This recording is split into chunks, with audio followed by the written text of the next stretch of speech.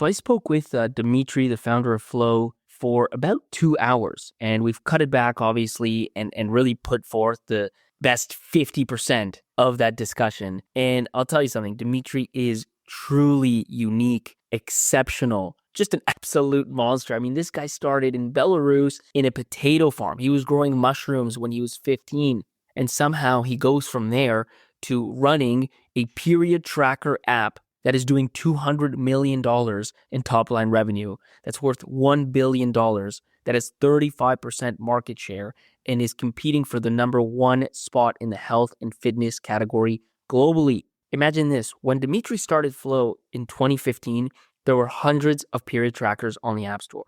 One of them was this company called Glow, started by Max Levchin, one of the co-founders of PayPal.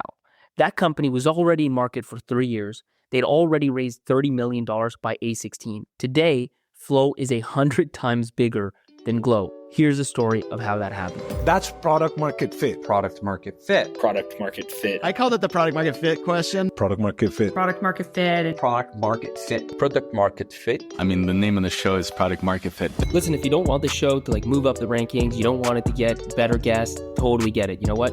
Don't leave a review. Just don't do it. Why would you? But if you want to help out, if you want better and better guests, if you want to help the show move up the rankings, then take literally 5 seconds and hit 5 stars. Thank you. My main advice for early stage founders, run away. See, Dmitry, the problem is when you say that as someone who's succeeded as much as you have, it's just what's the point? I'm quite sure that if I have known how difficult it would be, I would never had enough energy to start that. You think so? Just random tangent, but if you knew that you would get to as big as and successful as you have become, but you had to go and eat all the shit that I'm sure you ate throughout, would you do it? Or would you actually really maybe choose something else? I'm not sure, because it was really difficult and really painful.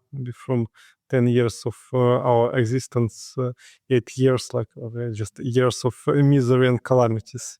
I'm not sure that I would agree for any success or any volume of money. For me, the first question, honestly, because as I was thinking of, again, many of the other guests we've had, typically it's, frankly, Americans who went to maybe Stanford or Harvard or, investment banking, turned founders. And you you started on a potato farm in Belarus, and then you ended up building $1 billion period tracker that then, became a lot more other things. But it's just such a crazy journey when you describe it that way. Take us back to that. How does all of this start? And maybe even before I will share my miserable beginning, and I'm quite ironic about that.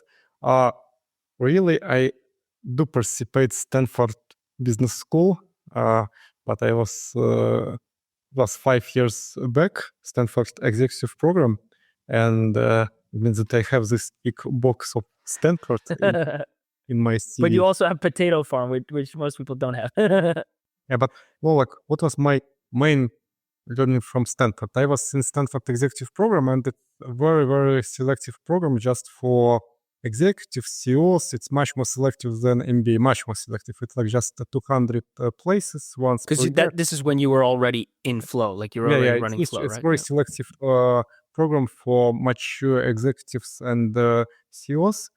And what was my main learning from this program?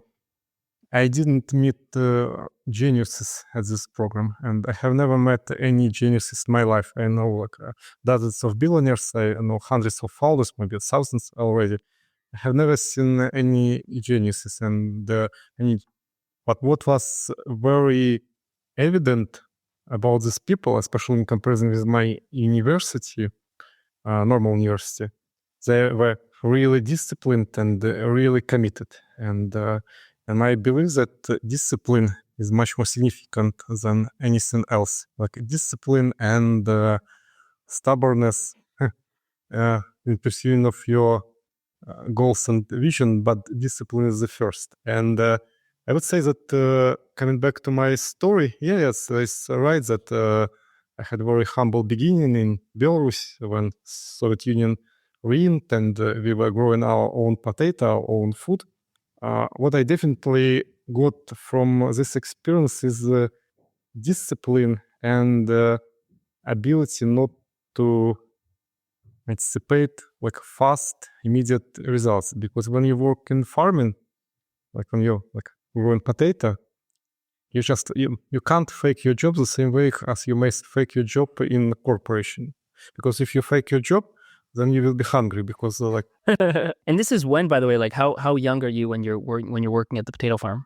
it's like was kind of our small like family farm, and most of people in Belarus at that time had it because shops were empty, no money, like no jobs, and people had to grow food by themselves. It was not something unique for that time. What was really significant is to learn this disciplined approach that you should make your job, you should put seeds to the ground, then you should wait, and nothing is guaranteed because sometimes there's hail, sometimes there's frost, sometimes like potato may be spilled. But what is really mandatory, what's really the single element in you must put your seeds to the ground. And the same with companies, with startups. Like nothing is guaranteed, like and everything may happen, but you must start. And like knowing like all this like hundreds of founders, like dozens of billionaires, I see just one common trait among them. For any reason, at some moment they started, and then like the rest is the history. But it's really significant to start, and then usually it's much longer than people anticipate. Most of stories in startups is really stories about Davids and Goliaths, because like logically you should anticipate innovations from Goliaths, like from big corporations, or at least from like people with resources or well-connected people, or people who with previous experience. But really, it's much more complicated. And our story was also pretty complicated if you're like unpredictable. Because like let's imagine like 2015, and you're a seed investor, and you have opportunity to invest to two startups in the field of female health. One startup. Founder is Max Levchin. Sold. I'm sold already. Already received from almost from the very beginning 30 million from Anderson Horowitz and Founders Fund. Started 3 years before like the second startup in Silicon Valley. Got all possible attention from press. And another startup started 3 years after in Belarus by bunch of weird guys like me with terrible accent. At the time, probably even more terrible. Without significant resources, almost bootstrapping, and who had never been at that moment in the United States, or even like in any like for a longer time in any Western countries, like maybe just a tourist. Who would win this market? What company should be invested? And it's evident answer that the first company should be investable, and second company should not be investable. But now, like 10 years after, it's a story about Flo and Glow. And now Flo is, I don't know, 100 times bigger than Glow, maybe so. And I have like my theory why, but it's always this theory is kind of, it's inside rationalization. It's all hindsight, but still, how do you explain? Like that's the burning question. It's just like how does that end up happening? I think ultimately it was about several good product decisions. I think a big mistake of Glow, of Max Levchin, was to focus too much on narrow segment of trying to conceive, rather than to have like a focus on a wide audience. And also, I think product was not simple enough. And if I have learned something from 15 years of building apps, is that the simplicity just trump everything. Like for consumer-facing products, not like number of features, not like nothing, like just simplicity. If you anticipate that your users would be proactive and do something you anticipate them to do, no, it must be very simple. And we had several significant decisions at that moment. It's like to focus on wider audience, but to make product really simple. But I think like the biggest decision which determined like success of Flo was a unique product strategy. And all our competitors, they had approach that they were building like small apps for like one app for one user case, like one app for pregnancy, one app for tracking, one app for trying to conceive. And our approach was very different. First, our big idea was that it should not be just a period tracker. Period tracker is it's a very unique, good product because most of women use period trackers and they use them for a very long time, and retention is high and acquisition is simple. But then it's just like a tiny product which can't bring like enough engagement and value to be monetizable. But it's this product brings what very unique is the huge total addressable market and very long retention. And our way of thinking was quite similar to way of thinking of Google when Google was trying to somehow monetize Gmail of Google. And they also had many attempts, like they had advertising, they had like subscriptions, like everything failed because like people, they just don't accept the idea that email may be paid. And because all emails are free. And you understand like what is worth it to pay or not based on your experience. Nobody is ready to pay for email, but all people use emails religiously, like it's useful tool and it's huge time. And then solution was to surround and to connect this Gmail email function with adjusting features like documents. They acquired like a company to have this document with chats, with calls, like to create this ecosystem. And this ecosystem, and this way, Google One was born. And now, they earn billions from that, not even from corporations, but from people. People are like paying royalty. But if you consider just Gmail, it would not work this way. It's like Gmail is a driver of engagement, driver of acquisition, but it's impossible to monetize it. Was that then like that was the period tracker for you? Was kind of and for us, period tracker, it was kind of Gmail in this like Google Plus ecosystem, and then our idea was to create like a kind of like to surround period tracker by like different features like and content like medical articles, patterns, chatbots, like everything you may see in modern Flo. But this idea was 10 years back, and it was a really crucial idea because of that, Flo became monetizable, and it's still the single really monetizable app at the market because it's the single app which like heavy enough to be monetizable. It's very unclear because this was when like I don't remember exactly when Messenger split out of Facebook, but this was the movement. Was like you want these, and it's ironic because you mentioned simplicity being so important. From my recollection, the whole philosophy was in order to keep things simple, you want these hyper-specific apps like Snapchat, you open, you take a picture. Messenger, you open, you text a friend. Facebook, you open, you've got a whole other world. You don't want to do these like, in China, they were doing these kind of super apps. But in America, in the West, the idea was like, keep things siloed and simple. But in your case, somehow, like it's the opposite that worked.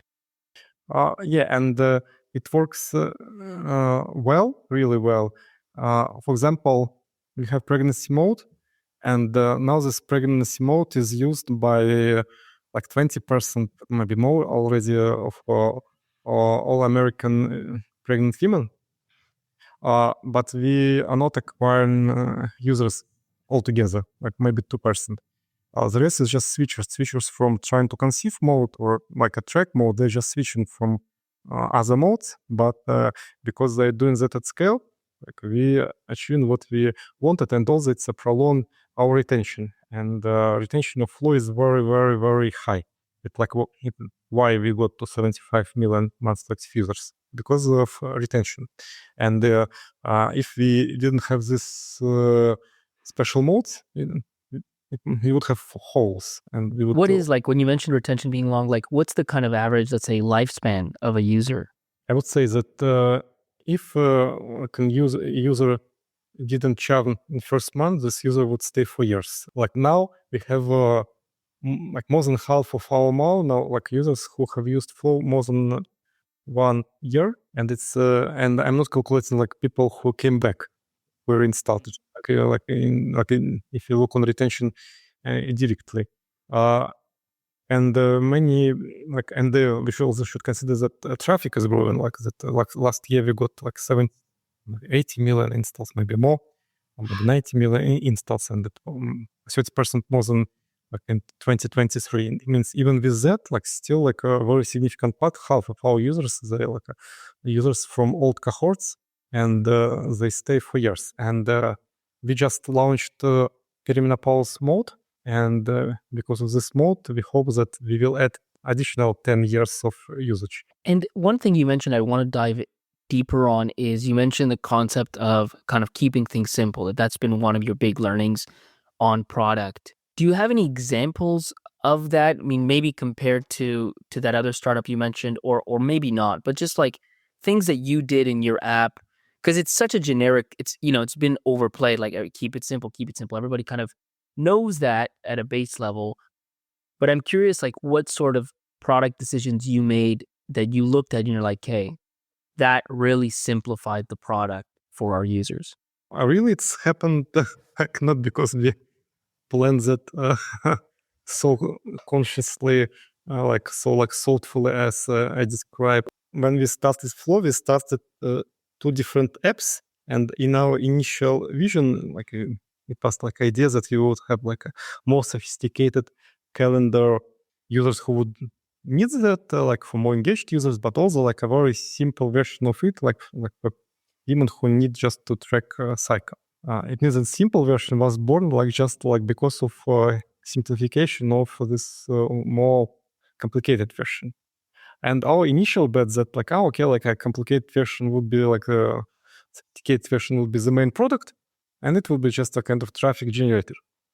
But then something what we didn't expect happened, that like simple version became popular, and this sophisticated version not. And 1 year after, we killed sophisticated version and started to iterate around simple version. Or like when you say sophisticated and simple, like maybe describe a little bit like what was the sophisticated one like, and what did the simple one do? That calendar like had many like symptoms, many buttons, many like fields like to put like how do you feel, like something like that, and like some like a content maybe. And this like simple calendar, it was just kind of like a circle. Like you track your cycle at the beginning, then the circle shows like when you will be next period, and big button with plot like track when it starts. Something like that. Like really just like several elements.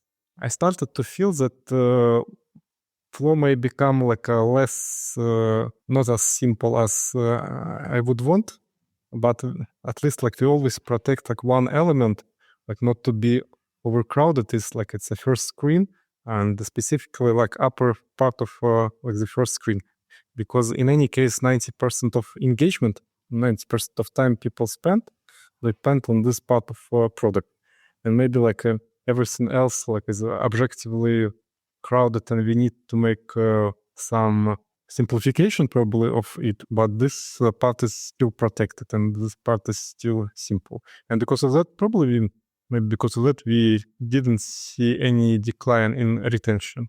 Pretty much the same as it was initially for free users. Talking about simplification, like it's like interesting. Recently, we had several interesting experiments. We were just deleting features. Really? Yeah. And features or elements. And what's interesting, all these features initially showed like in A/B test like a good improvement of revenue or I don't know conversions, like anything. But then when we just deleted them, metrics improved, including like these metrics we initially like used as justification for these features. And it sounds like a paradox, but it's not a paradox. I would call it like a phenomenon paradox of combine. Let's like imagine that you have many. You start like you have big company, and you start to add features. When you add like a feature, you add this feature to the app, which is still simpler then it will be in 1 year. And because of that, competition between features is lower. And at that moment, it shows like a good impact. But then your team works really hard and creates like 20 more features. And the competition and cannibalization between features intensifies. And because of that, like this feature, which was useful 1 year back, in this like a new big combine, is becoming like additional complexity, additional distraction. And now you have like better features, but it just distract users from your better features. And that moment is necessary to make this clean up and delete such features.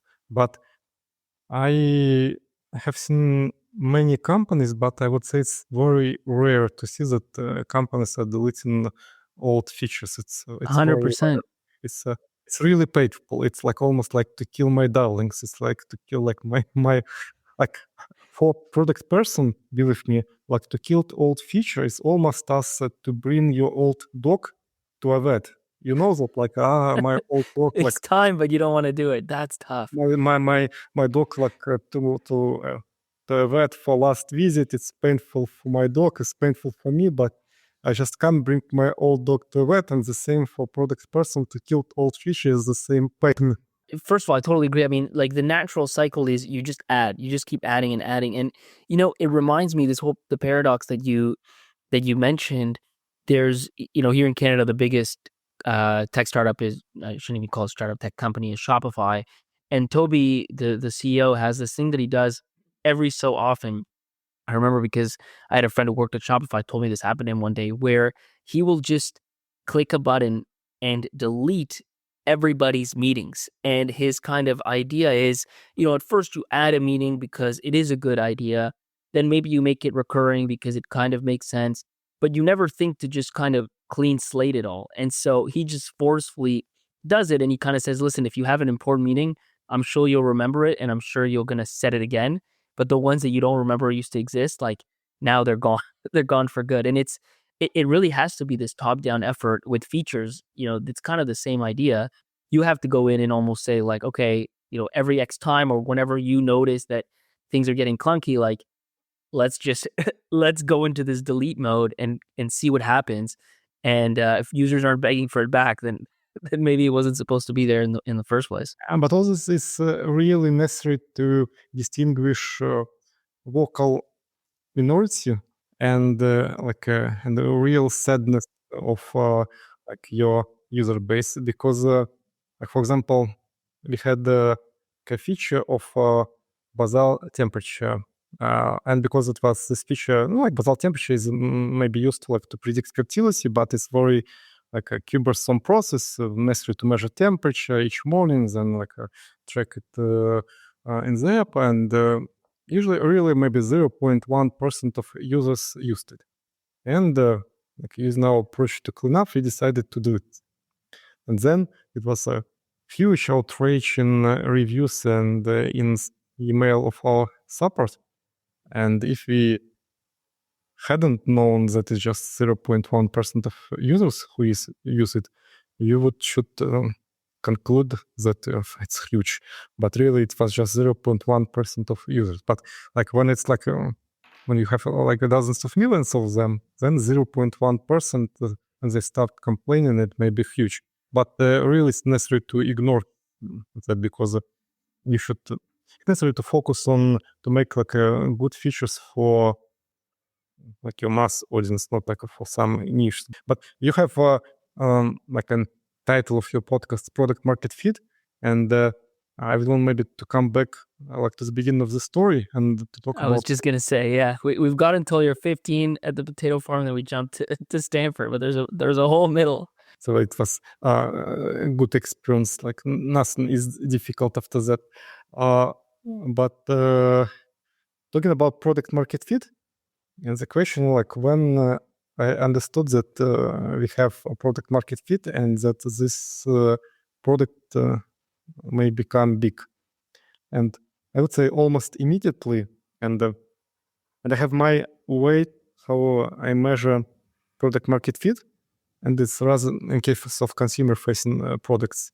I'm always look on retention, but very often especially investors, they're making mistakes. They're trying to see like absolute number of retention, like 15% in 1 month or 1 year, don't know, like 40, like 50%.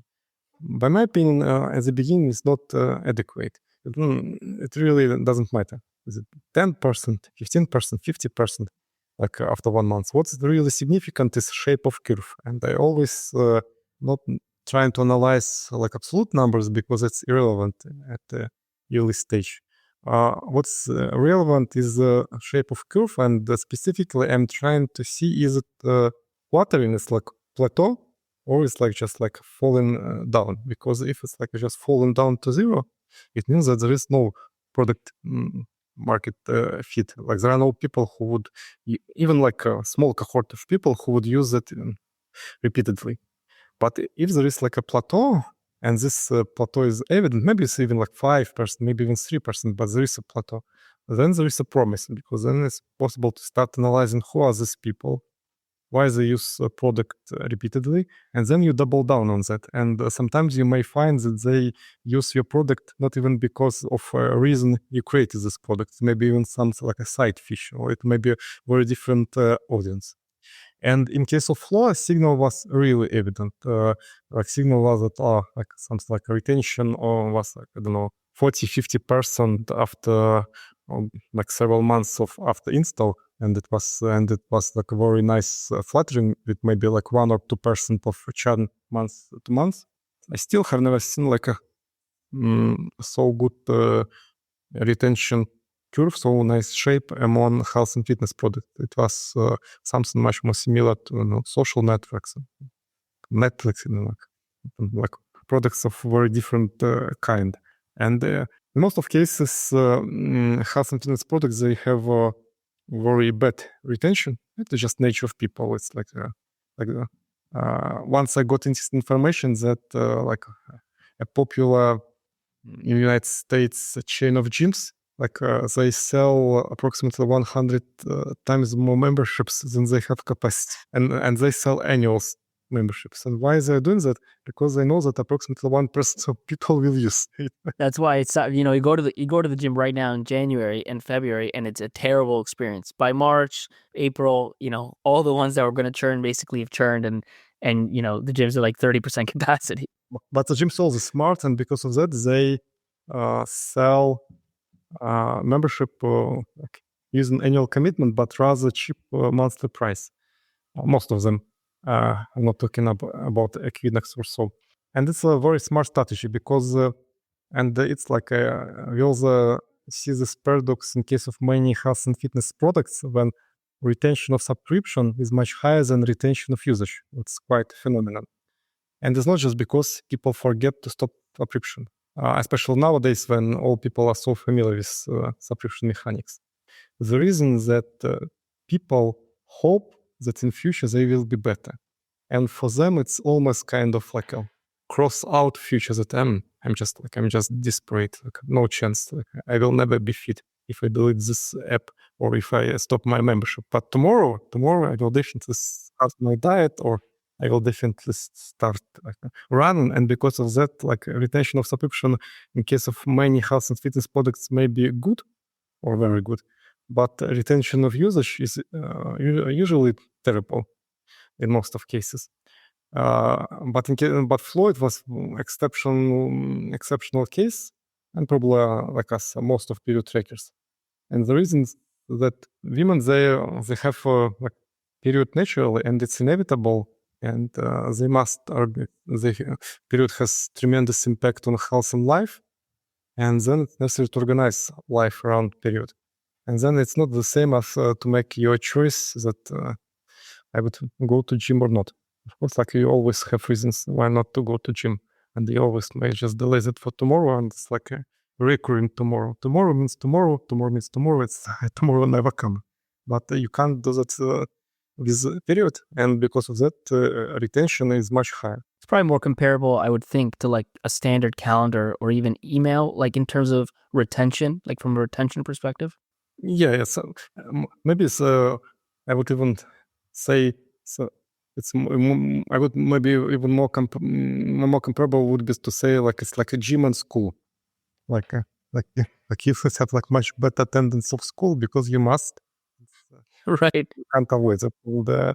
And gym, like it's like you may make this choice and you don't visit. But it's an interesting conclusion from that in case of most companies, retention is pretty much a function of user case rather than product. It means that you may create like a perfect product with all like whistles and all engagement features and all gamifications better than Duolingo. But if you apply this product to user case without natural retention, you will not achieve it. Well, maybe you will increase like this from 1% to 3%, but it's impossible to move it from 1% to 50%. Like retention is a user case, and to build big business is necessary to build this business based on naturally repeating cases, which happens at mass with a huge time. And it was our approach to Flow. There are other examples about that. But very often, like products, people very often they trying for years to improve retention. Almost they're trying to find like they're making like new electricity shock to zombie, and the zombie make like shake a bit. But it's similar. I mean, it's similar to usage, right? Like if you have a messaging app, you can expect daily usage. If you have even like Flow, I don't know if it's daily or more weekly or let's say monthly usage patterns that you can expect. Like you can only do so much, and other sort of things. Maybe they use it every quarter. Like you do have to map to what is the use case. It's not just the digital product. It's actually everything that's behind it. That's equally important to how often are people going to use it, and to the other point, how long will people stay? Like if you sell to SMB, some will go out of business. Whereas if you sell to enterprise, most won't, and you'll get expansion revenue. So it's true. There's so many things outside. There's probably more things outside the product than in the product that drive things like usage and retention. So take us back, because we haven't actually talked much about this. Like before Flow, what I'm curious to why you decided to start a period tracker when you did. But maybe before that, like you spent a decade outside of tech before like you got into tech, right? Like what did you do? What did you do then? Like what did you do from kind of 18 to 30 sort of thing? 14, 15, 16, we got kind of a small business. We were gathering mushrooms and we're selling mushrooms. And we were quite intense in this job. We were spending all day long in forest.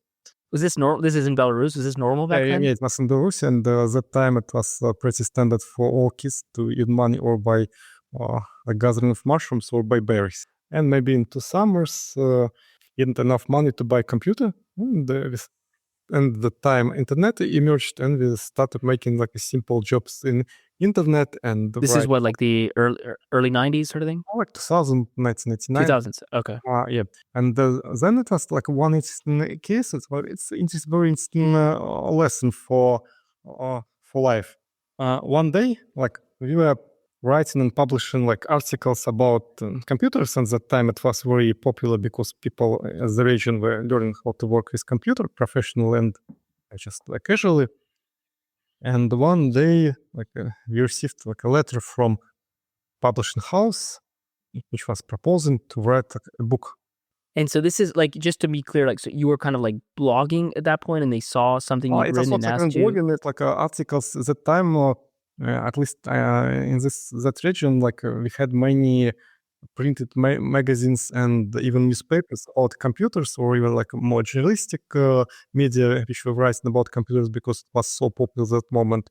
And it was mostly like making, like writing articles for them. And a book on what? Also on that same topic, like how to use computers or something about the internet, these sort of things? All the internet programming, like my biggest book was about ActionScript. It was like a programming language of Macromedia Flash. And I was at the time quite intense, stubborn, and because I was 20 years old, I stopped when this book reached 1,100 pages. I was writing this book almost for 1 year, like sleeping daily, and then at night I was writing this book for 1 year.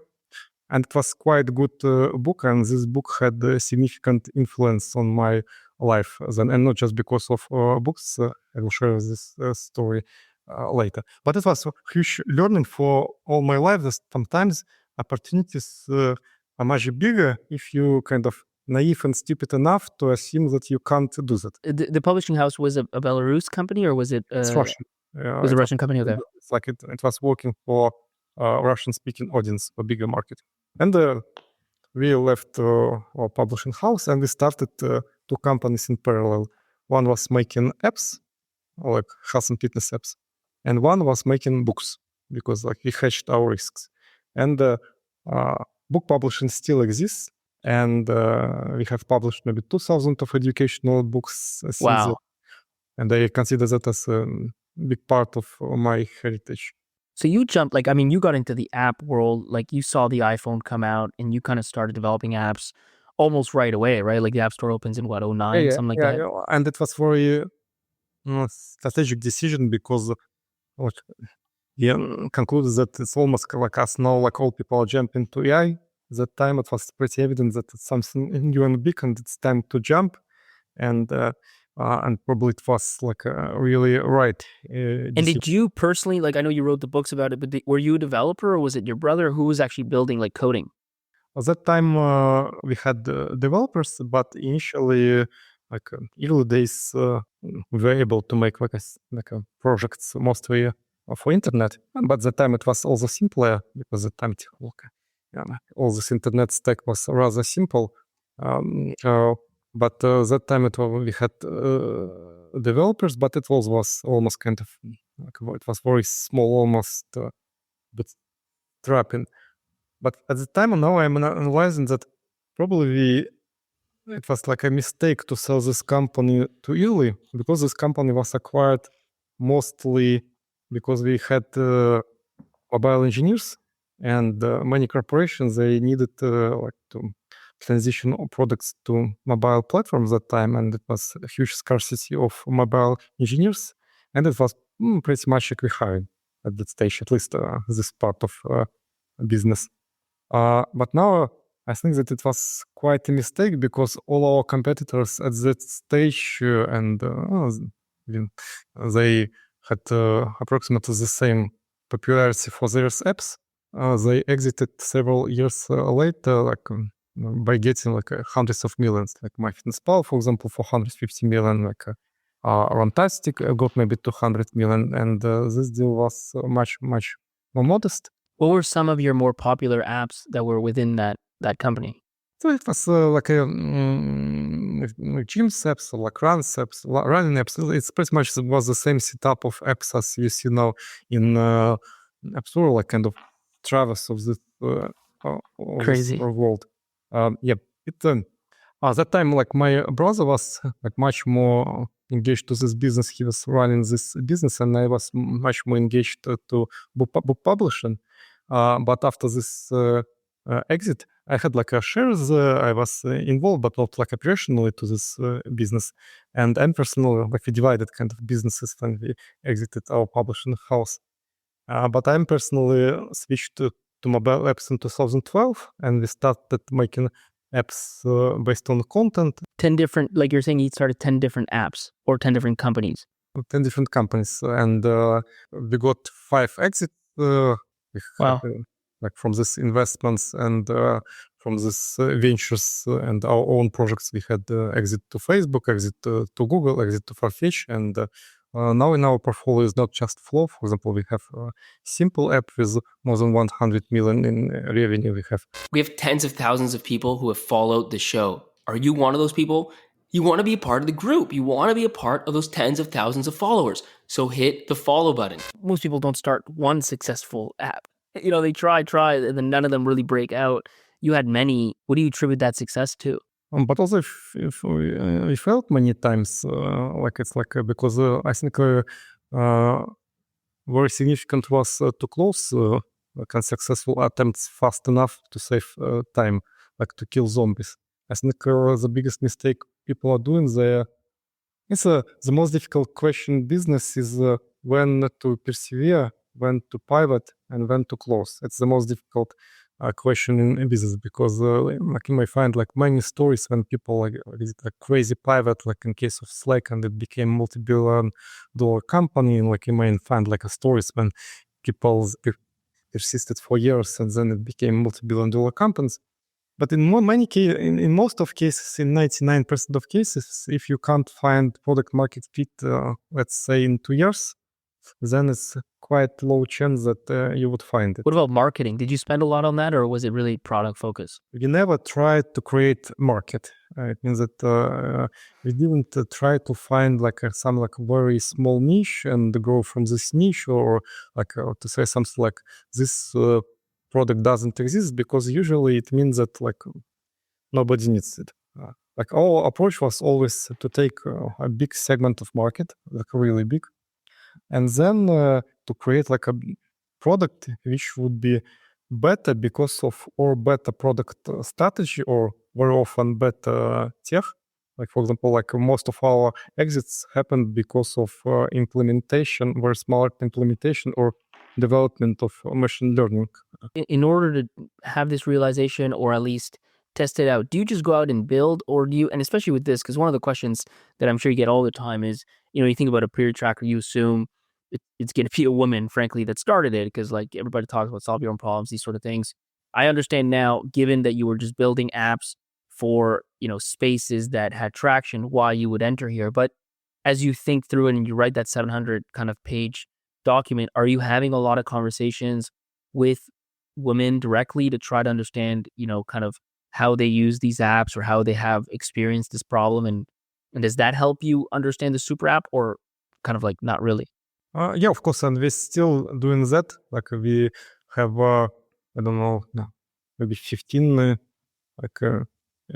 user experience researchers in our company, and we're discussing like with users like about all our features. It's not just like a design or like analysis of metrics. It's also like many conversations and with users. And I think it was for us also quite an advantage that we were so uneducated in this topic, and because of that we just didn't have like our own opinion, and we were quite objective about that, and tried to understand the users and talk with users, and not just to talk, but to read reviews and to make these decisions very objectively. And I still believe that the most significant is it's very significant not to be overconfident in your expertise and the ability to predict what would work. Because honestly, even after 15 years of experience with many companies, I don't feel that I may predict what would work or not. And in Flow, it's always about experimentation and about communication with users and analysis of data. But we have many experiments in Flow. Now we are doing in Flow. Now we simultaneously have 200 running experiments, 200 simultaneously. And it's a huge advantage of a big audience that you may, and big traffic that you may do that. Like you may run so many experiments. What I think like really we did differently that like what made like our kind of rate of success higher than you would expect in general. Like one element was to focus on bigger markets rather than niches, then to be really thoughtful around competitive advantages and strategy around those competitive advantages. But also it was when I trying to recall our failures, like 10% of them were about wrong product strategy or wrong market, and 90% were about people. It was just like a wrong team. Like some people they just were like burnt out like too fast, not enough stamina for this long run, conflict in the team, or like not enough skills, like different reasons. But I don't remember like too many failures when it's like a kind of good fail, like all hypotheses are good, like everything is done properly, then just didn't work. It was mostly about people than about wrong hypothesis or wrong approach. You mentioned something earlier, which I totally agree with, like this kind of concept of persevere, pivot, or quit, which is such a hard decision. Do you think, and I'm just trying to put a few things together because frankly, a lot of what you did was unconventional, or certainly like the opposite of what people suggest. One of those being most people would say, if you want to start a startup, go all in, like figure out what you want to do and then put 100% of your mind to it. You had a bunch of different companies, apps happening at the same time. Did that end up helping? And I say that because, if you have one thing, you really want it to work. And if it's not working, you might just be tempted to push and push and push and find a way to get it to work, just kind of persevere through it. When you have a bunch of things going on, did that help you evaluate the ones that actually were working? Like you said, kill the zombies, kill the ones that weren't working faster, and then as a result, have more success? I'm quite sure that ultimately success is a function of number of attempts. I'm quite sure in that. And so why investors they have portfolio? Like why investors they just not put like all money like to a single company. But it's much more difficult for like founder to have a portfolio. But it's possible. And it's possible if you just very understand really well when you should stop.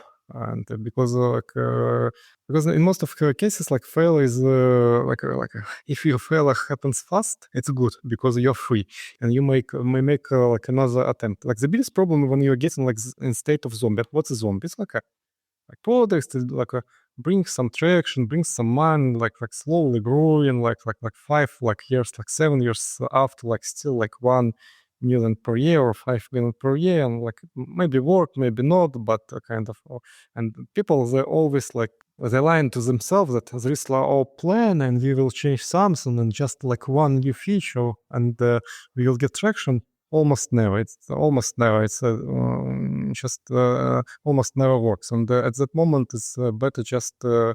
Sometimes it's better to fail fast, to be free to try something new, rather than to be this a founder of zombie when this when you have this case, this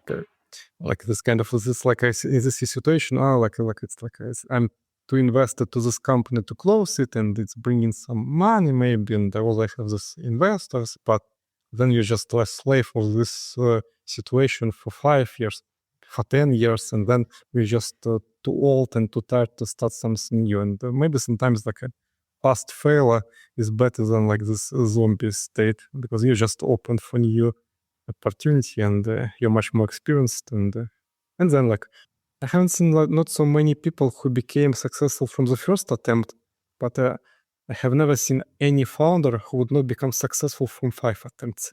I believe they exist, but usually, if you have enough time and each your attempt is better than previous one. It's become my definition of perseverance. It's less about persevering on one product or even one business, but persevering at just attempts. Obviously, going on working hard at each one, but kind of having this mindset of, if this one doesn't work, I'll try a new product. And if that doesn't work, maybe I'll try a new space. But if you keep doing that, you have enough at bats. Like you said, at some point, you should hopefully see some real success. And sometimes you just don't know what's failure and what's fail and what's not fail. Sometimes learning from failure is really significant for next step. And even in my managerial philosophy, how I'm running for, sometimes I just don't know what's right, but I prefer to make step, to make decision, because I know that even if I'm not right and we are implementing this feature, we fail, then we will know that it's the wrong step and we will come back. Well, sometimes you want to overthink your way to that certainty, right? And then the reality is just make a decision. Well, no certainty, because if certainty exists, very simple case. You're an investor. Let's hire McKinsey. Take your money, hire McKinsey, make business plan, then hire engineers, and build unicorns. What's the problem with this logic? Money, expert. Perfect, flawless. Why it never happens? It never happens because fish is not predictable. It's not predictable for McKinsey. It's not predictable for investors. It's not predictable for Sequoia, and ultimately, it's you just don't know. And if you just don't know, then it's better to accept that you just don't know, and you just must move forward. It's very similar. What's the right strategy to be to reach top of a mountain? For example, you see mountain at horizon and no map, and what is necessary to reach the like, top of the mountain. Like, the most significant to understand that there is a top of the mountain is like a vision, and also you need to start moving. But then, like, who would reach top of the mountain and who would not?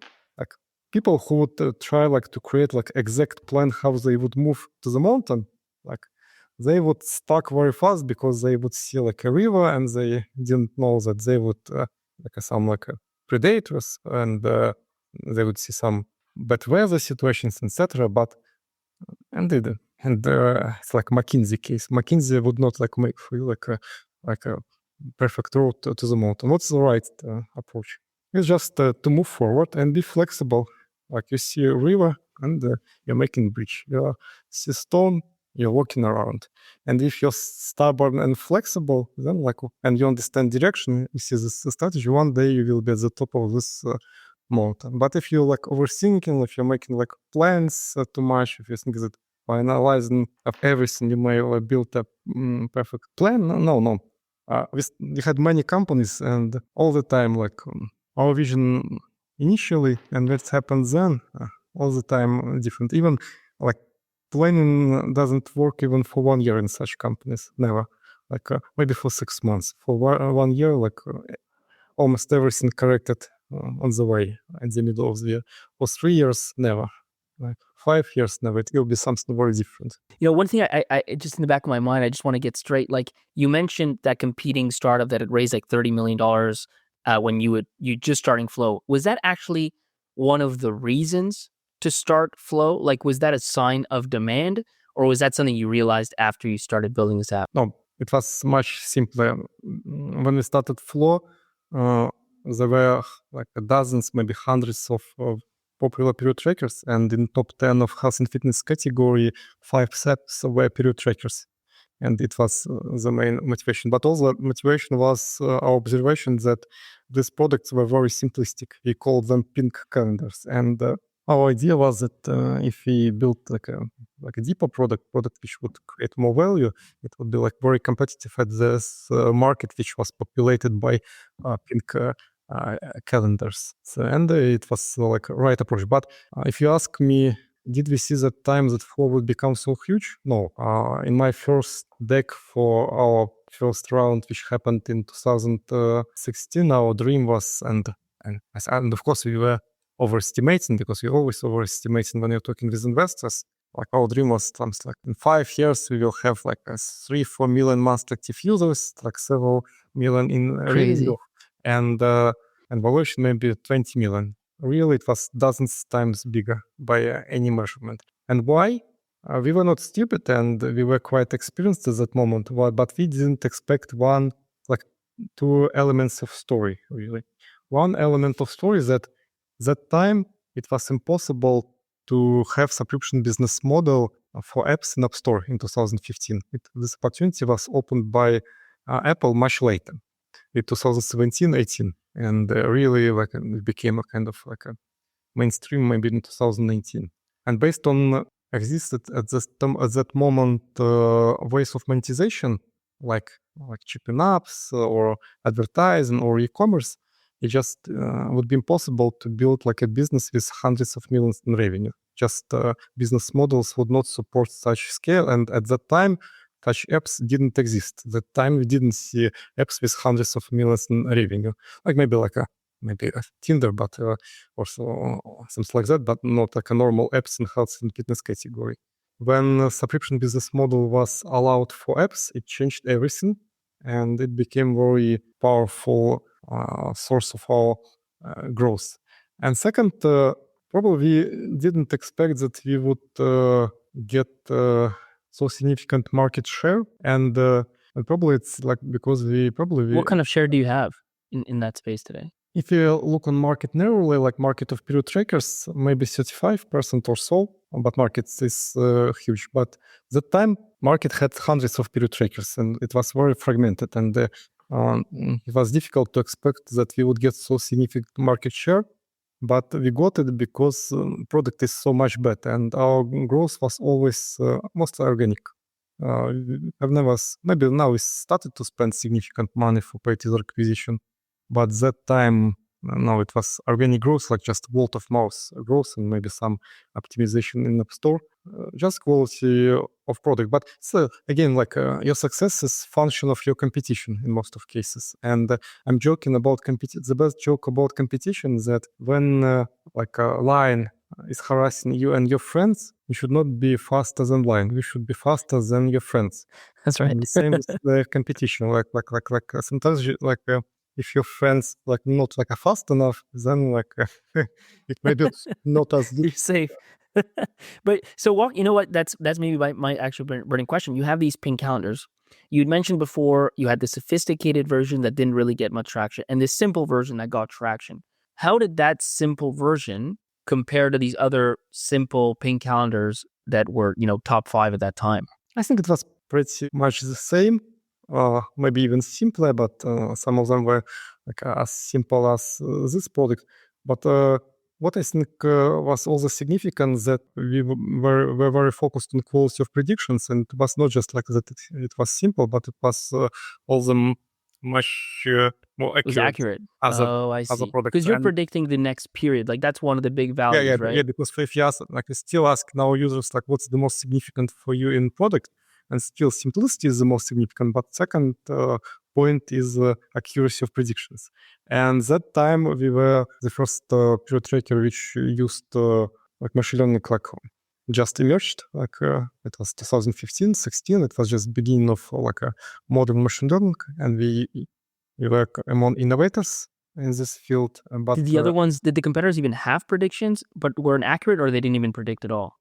they had predictions, but they used very simple logic, like take a date at 28 days, something like that, and they used much more. And the cycle is not so regular. It's just like How quickly do you hit, a million, active MAUs or whatever? Like, how quick is that ramp early on? million probably in 1 year.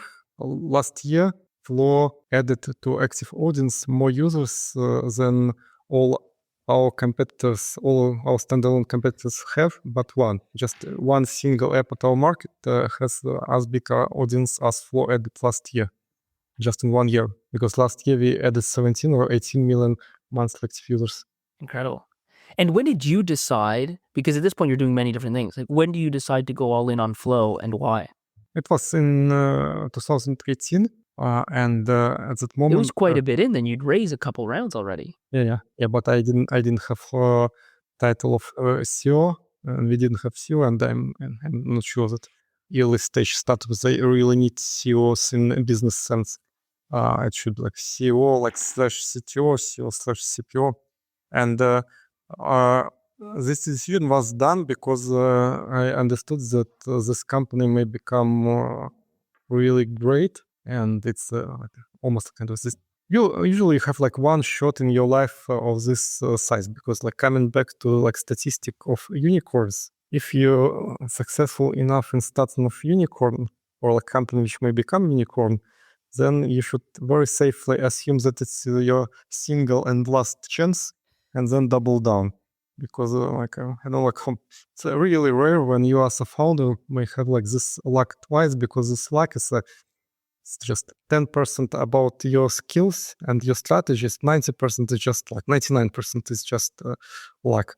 And at that moment, I understood that it's kind of the biggest shot I got in my life. And because it's the biggest shot I got in my life, I must double down and I must be absolutely focused on that, because I'm safely assume that I will never have like the chance of this size. And because of that, I should continue building this company. Well, Dmitry, let's stop it there, and I'll ask the two questions that we always end on. First one, you kind of touched on it a little bit, but like when it comes to Flow, when did you personally feel like you had found true product market fit? Product market fit is a rather vague concept, and if you ask like 100 people what's product market fit, you would get like 100% different definitions.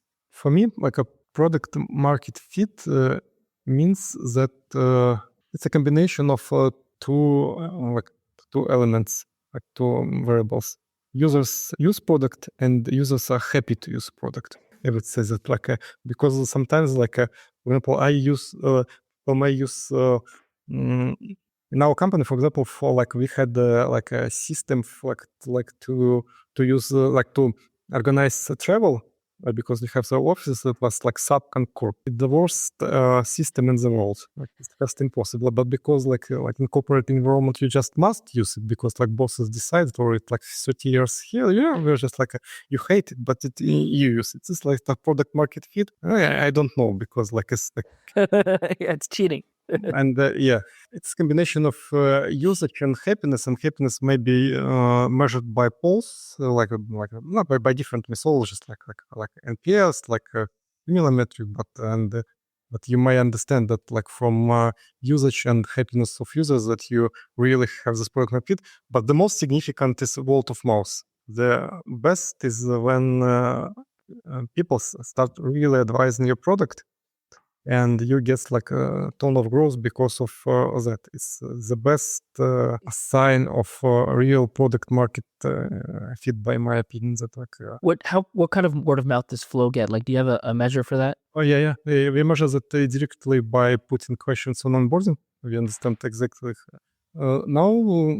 If you most of our organic traffic is because of word of mouth. We have maybe 60% of organic traffic still, and most of them is because of word of mouth. Like my friends advised me, and it's a best sign that you have like a real product market fit that people use, people happy, and when they're happy, they advise it, and you may conclude that yeah.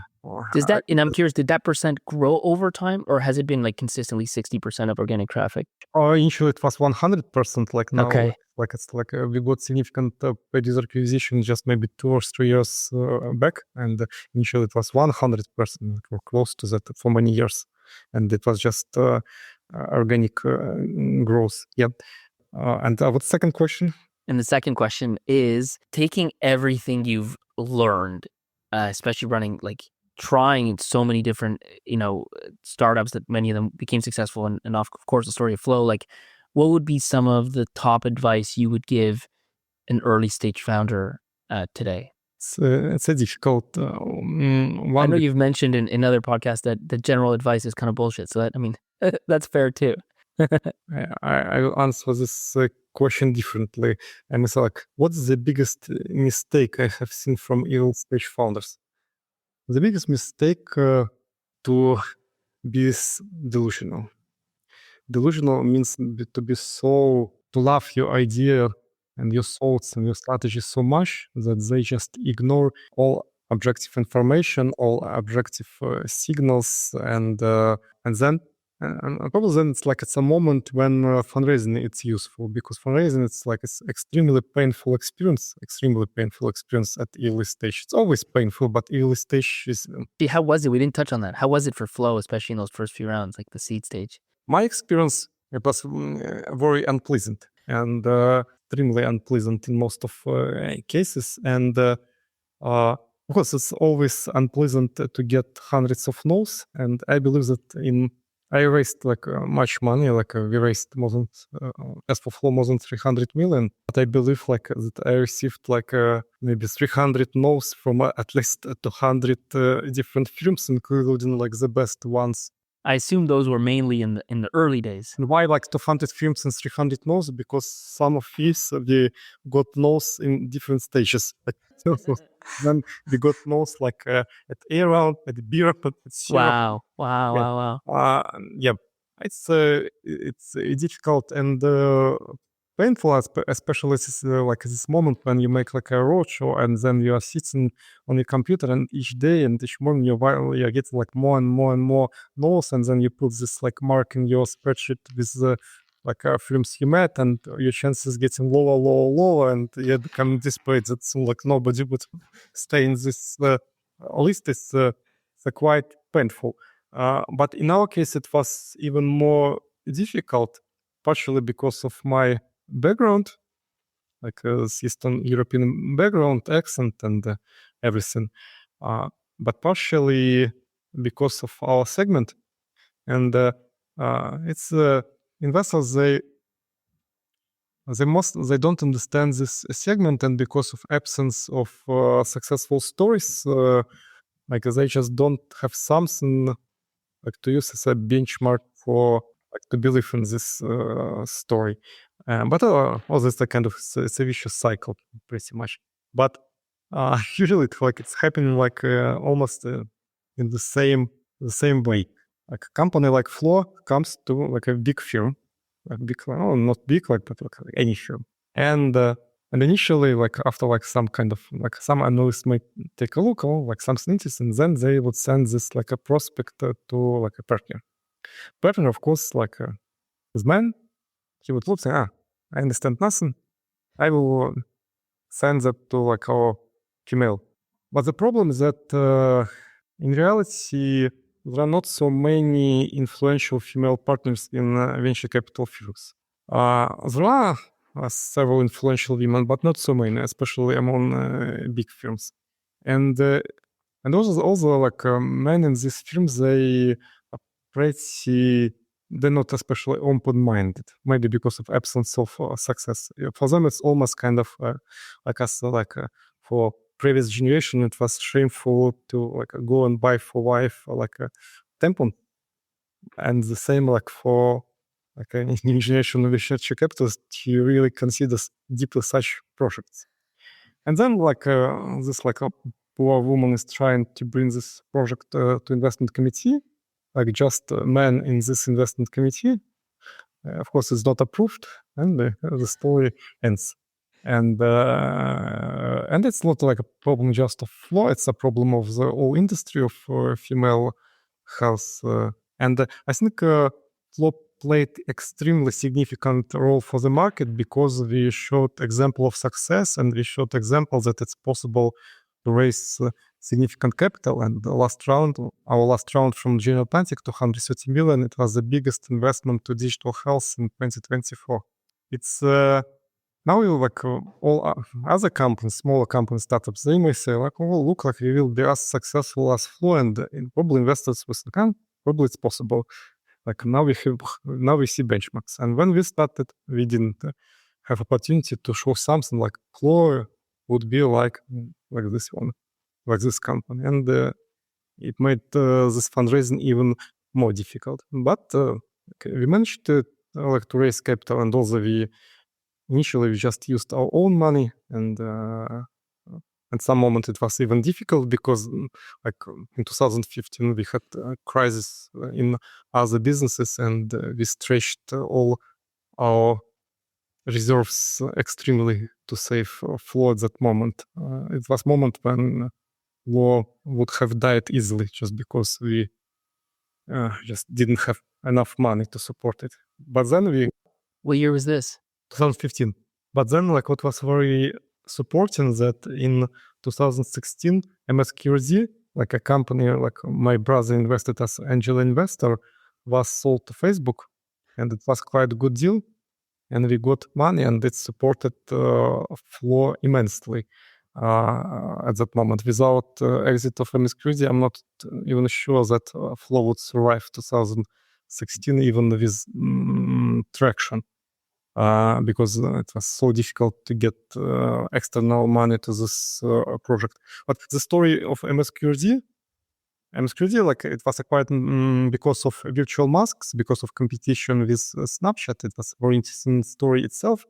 But I promised to connect this story with my books, and it's a very interesting story to finish our conversation, because this story is about that sometimes you just don't know what's significant and what's not significant, and what a small element in your current life would play immense role in future. What's the bifurcation point? And the story is about my book about ActionScript, it's a programming language of Macromedia Flash. I wrote this book in 2004. It's this book which had 1,100 pages. It was published in 2004. And that moment, this book was gifted to a teenage boy. He was maybe 12 years old at that time. His name was Sergey. And his brother gifted this book to him, and he says that if you would learn programming by this book, you would become a successful man in the future. And he did that, and he became started to make outsourcing as a flasher at that time, like he was gaining experience, and then 12 years after, he became like a co-founder of MSQZ, and we met at this point again. And then MSQZ was sold. It supported Flo, and I got my single shot in this life, and I became unicorn founder. But you may easily imagine that if at that time I was less stubborn and would not spend 1 year writing this book, and I eat not so much from this book really, then he would not have learned programming. Then MasterCard would not started, and then Flo would have not gotten any money. Probably Flo would have died in 2016, and then I would not be a unicorn founder, podcasters want to talk. But between these 2 points, I'm writing these books at night, and this moment when you want to talk with me as a unicorn founder is 20 years. And it's 20 years, but without these small points, probably the rest of story would not happen very easily. And sometimes you just don't know what your small step now would play immense role 20 years after. And it means that sometimes again it's better not to overthink and just act, put points on your map, move forward, be patient, remember about potato story, your potato is just seeded in the ground, you should wait for fall to get your harvest, you should not eat it tomorrow. One day, if you have 90% of luck, you will be successful. Dmitry, that was a perfect, I think, story to end this on. I know this episode is going to be very inspirational to so many people, and I know Flo's and my accent. I will share with you maybe not even for record. We may use for record, but it's a funny story about my accent.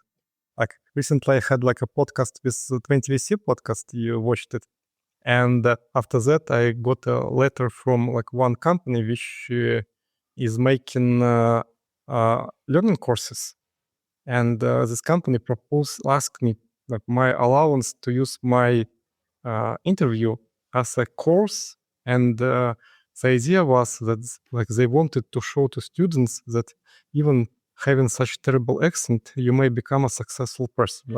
And for that, I was thinking that my mission in this life is to improve health of hundreds of million women, and now I understand that I have additional mission is to empower people with terrible accent.